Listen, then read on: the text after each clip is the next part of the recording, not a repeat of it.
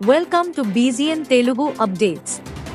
తమిళ నటుడు డేనియల్ బాలాజీ చిత్తి, కాఖా కాఖా మరియు వడ చెన్నై వంటి చిత్రాలలో తన ప్రభావవంతమైన నటనకు గుర్తు చేసుకున్నారు.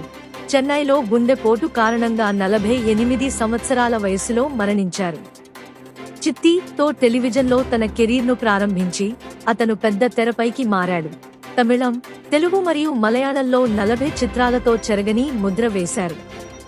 డేనియల్ తెలుగు ప్రేక్షకులకు వెంకటేష్ యొక్క ఘర్షణ మరియు నాని యొక్క టక్ జగదీష్ పాత్రలకు ప్రసిద్ధి చెందాడు. అతని ఆకస్మిక మరణం పరిశ్రమను మరియు అభిమానులను శోకానికి గురిచేసింది, ఎందుకంటే వారు అతని అద్భుతమైన ప్రతిభను మరియు దక్షిణ సినిమాకి గణనీయమైన సహకారాన్ని గుర్తు చేసుకున్నారు. పురసైవాల్కల్లో అంత్యక్రియలు నిర్వహించనున్నారు.